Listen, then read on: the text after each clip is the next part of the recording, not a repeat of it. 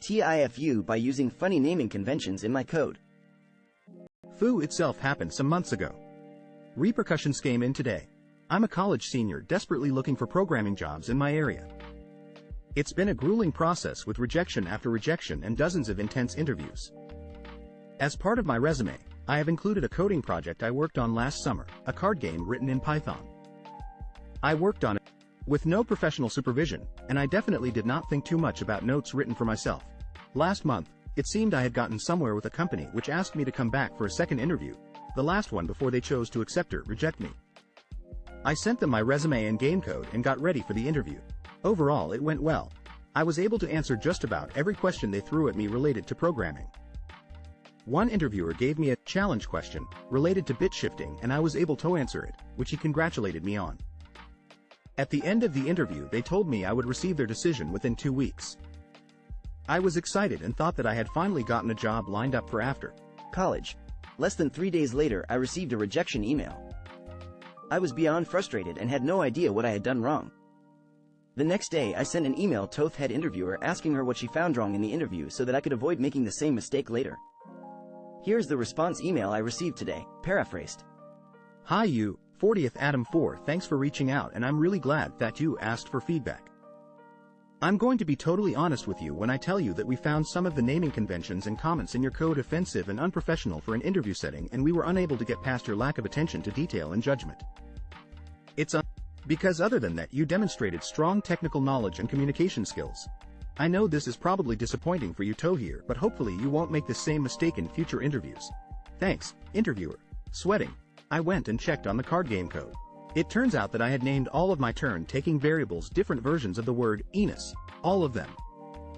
As in, every single time a player takes a turn, the program uses Enos to denote that turn. And I had just shown that to a group of professional programmers. There goes my chances at a job. TLDR, programmed a card game, used the word Enos for a bunch of variable strings, and promptly forgot about them. Tried to use that code for a job interview. They noticed. I got rejected immediately. TIFU by hiring a house cleaner. Edit TIFU by hiring an unprofessional house cleaner so my apartment is a train wreck. There's a million reasons why we fall behind in housework, but top 5 are: I'm a full-time nursing student in my last semester. I'm currently working 24 to 36 per week. My SWA a full-time teacher. We both have ADHD and depression. And no one picks up after themselves. My mom is also a chronically messy person, like myself and and we are all trying to do better, but struggling. So my mom had someone come in and help her get her apt cleaned, and then gifted us a visit from a different house cleaner to help us out. The house cleaner, D.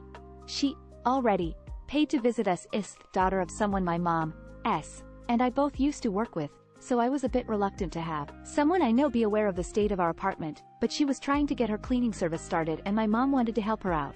I get it scheduled with D, but the night before she's supposed to come I had been studying for a big exam, trying to crawl out of my depressive episode, and just function, so I hadn't had a chance to actually pre-clean the apartment before she came. I texted her that night asking to schedule for a time when I had a chance to re-clean, explaining that I had an exam I desperately needed to study for and I hadn't been able to pre-clean.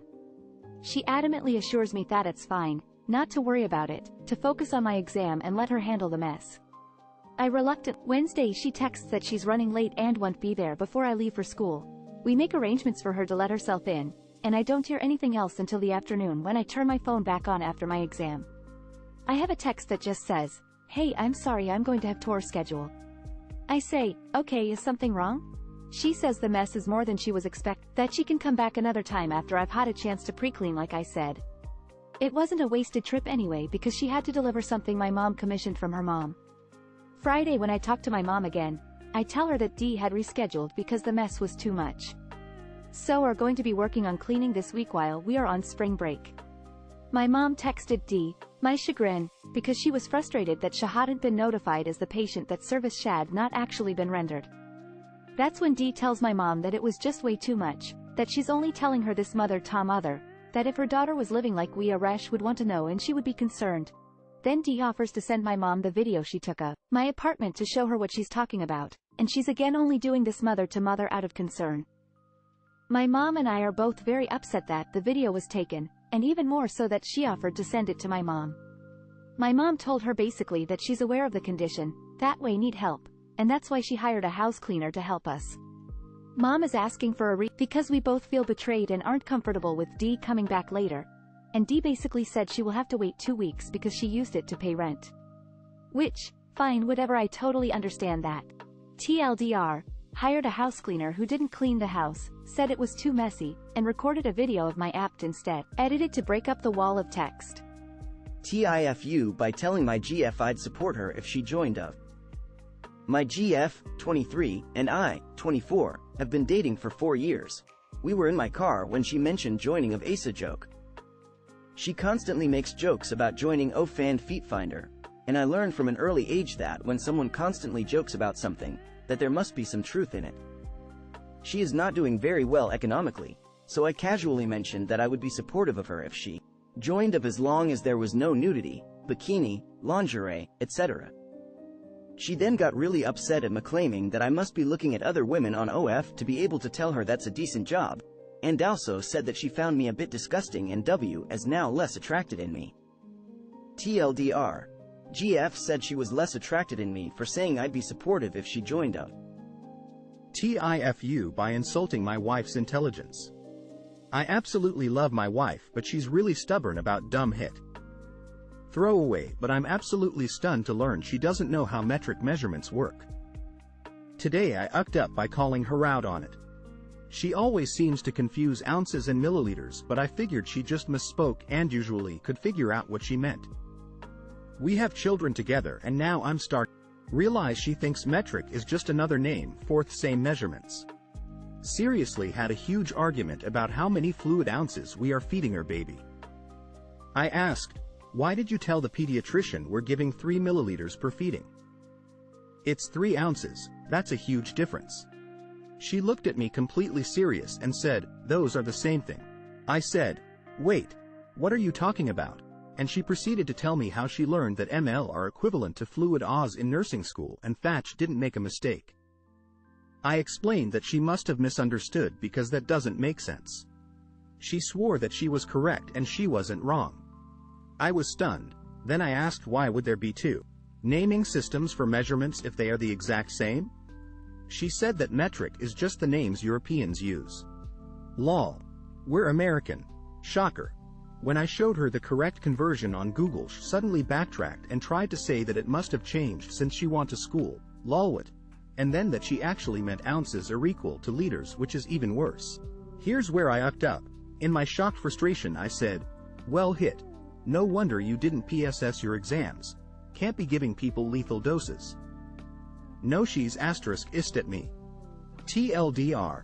American wife thinks an Oz equals ml and argues with me about metric measurements until I say that must be why she failed her nursing exams. Edit. She makes this mistake verbally, she does know the difference in practice and can feed our baby fine. Someone mentioned she is probably thinking of 1 milliliter equals 1 cc, which is true, and I should probably cut her sleep-deprived ass some slack. TIFU by inadvertently making my friend's parents think that I, 16M, am in love with their daughter, 17F. One of my closest friends is of the opposite X, shocker to some as you will see, and whilst we did have something brewing a couple of years ago, it resulted in nothing happening other than a meaningful and truly platonic relationship. Last year, for her birthday, I realized at the very last minute that I was lacking in a present for her, so I pulled out a blank cassette tape I had lying around and made her a mixtape with songs I knew she liked. Furthermore, I knew she was into that late 80s, early 90s aesthetic offered by the cassette tape. After having prepared the cassette, I felt a bit empty-handed bringing an object the size of a pack of playing cards by itself. My dad fortunately had some sort of well-packaged biscuits he had received from one of his colleagues. After I had given my gifts and went home, my friend texted me thanking me from the bottom of her heart for the gifts. Little did I know, the treats I had given her were traditional to her city in Germany where she was from. Furthermore, unbeknownst to my ignorant Gen Z self, cassette tapes are a sign of declaring love. Oh hit. It was at that moment when my friend revealed to me that her entire family thought I was in love with her, and furthermore, rooting for me. The other day, I went to a party that was in Hararea, and whilst it was happening I texted her to ask if she wanted to meet up. She subsequently turned down the idea of me coming over, saying she couldn't, and then offered the idea of meeting up at a McDonald's in the area. After I had agreed to the plan, she texted me again saying her parents didn't let her go to McDonald's either, as they were worried for her as a teenage girl late at night. For clarification, she lives in one of the safest neighborhoods in our city. Today she told me that it was actually her parents' idea for me to come over, and said that they would gladly let me come and hang out with her, alone in her room. After feeling very uncomfortable by her parents practically almost inviting me to sleep with their daughter, she tried to meet up at a McDonald's with me. It was then Fathy blocked her from leaving the house. Her theory is that they wanted her to hang in a more dignified place than a McDonald's toilet. However, I'm still processing how my friends, parents, whom I've known since I was 4, would give me this amount of support, and I'm questioning my existence. TLDR. Accidentally gave a romantic gift to one of my best friends, and now her parents are trying to get me to give them grandchildren.